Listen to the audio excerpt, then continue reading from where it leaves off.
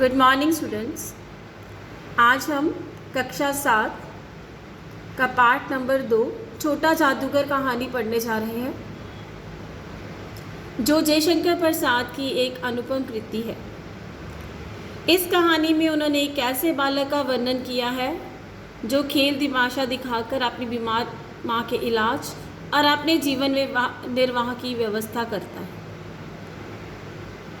लेखक को वह लड़का कार्निवल के मैदान में मिलता है, जहाँ लेखक उसे अपने साथ शरबत पिलाने के लिए ले जाता है और रास्ते में वह उसे उसके विषय में पूछता है तो लड़का बताता है कि उसके घर में उसके माँ बाप रहते हैं, उसका पिता देश की आज़ादी के लिए जेल में है और उसकी माँ बीमार है और अपनी बीमार माँ के खाने पीने और इलाज के लिए वह कार्निवल में जादू का खेल दिखाने आया है।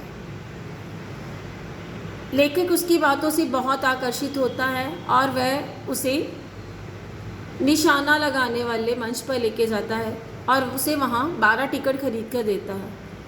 लड़का बहुत निपुण था, उसने 12 निशाने ठीक लगाए और उससे 12 खिलौने जीत लिए और खिलौने लेकर वह थोड़ी देर बाद चला जाता है। बाद में जब लेखक झूला झूल रहा होता है तो वहाँ वो लड़का उसे आवाज़ लगाता है। कुछ देर बाद अगले दिन लेखक अपने दोस्तों के साथ कोलकाता के बॉटानिकल गार्डन में जलपान कर रहा होता है। लेखक की पत्नी भी उसके साथ होती है। वहाँ वह देखता है कि वो लड़का अपने खिलौनों के साथ वहाँ पर आ जाता है।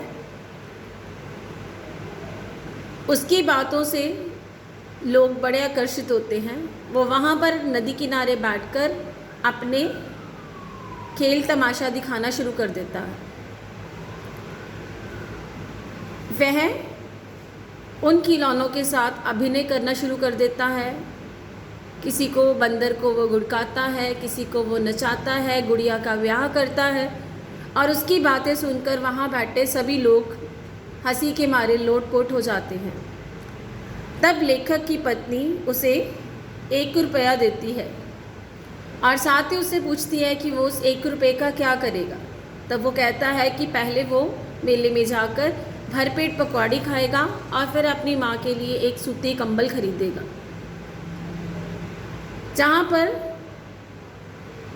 लेखक के मन में उसके लिए गलत विचार आते हैं और वह लड़का वहाँ से भाग जाता है। कुछ देर बाद लेखक कोलकाता से वापस जा रहा होता है, परंतु फिर भी एक बार उसके मन में एक कसक होती है कि वह उस लड़के को ज़रूर देखे।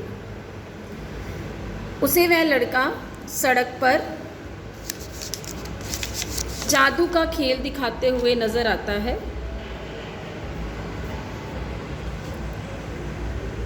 तब थोड़े दिन बाद उसे वह लड़का अपनी झोंपड़ी के पास कंधे पर कंबल डाले खड़ा दिखता है। वह उससे पूछता है कि तुम यहाँ क्या कर रहे हो। तो लड़का बताता है कि मेरी माँ यही है, उसे अस्पताल वालों ने निकाल दिया है। तो और उसकी आंखों से ये कहकर आंसू निकल पड़ते हैं। अब लेखक की छुट्टी बीत चली थी, उसने ऑफिस में पहुंचना था, परंतु उसके मन में एक बार फिर बाग देखने की इच्छा पैदा होती है और वहाँ सड़क पे एक किनारे लेखक को छोटा जादूगर नज़र आता है। वहाँ वह उसकी बिल्ली रूठी हुई है, भालू मनाने चला है, ब्याह की तैयारियाँ हो रही है। परंतु उस दिन उस छोटे जादूगर की आवाज़ में वह प्रसन्नता नहीं थी। वह औरों को हंसाने की कोशिश कर रहा है, परंतु उसका स्वयं का स्वर कांप उठता था।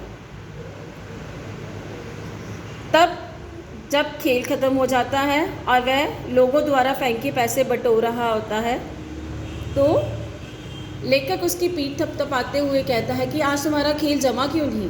तब लड़का कहता है कि उसकी माँ बीमार है और उसने मुझे आते समय कहा था कि जल्दी आ जाना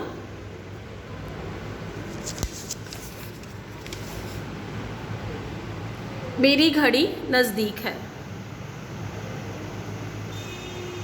वो कहता है कि तब तुम खेल दिखाने क्यों चले आए? तब लड़का कहता है क्यों ना आता। और अधिक बात कहने में वह अपना अपमान महसूस कर रहा था। क्षण भर में लेखक को अपनी भूल महसूस हुई और वह उसके झोले को लेकर और उसे बिठाकर गाड़ी में उसके घर की तरफ चल पड़ता है।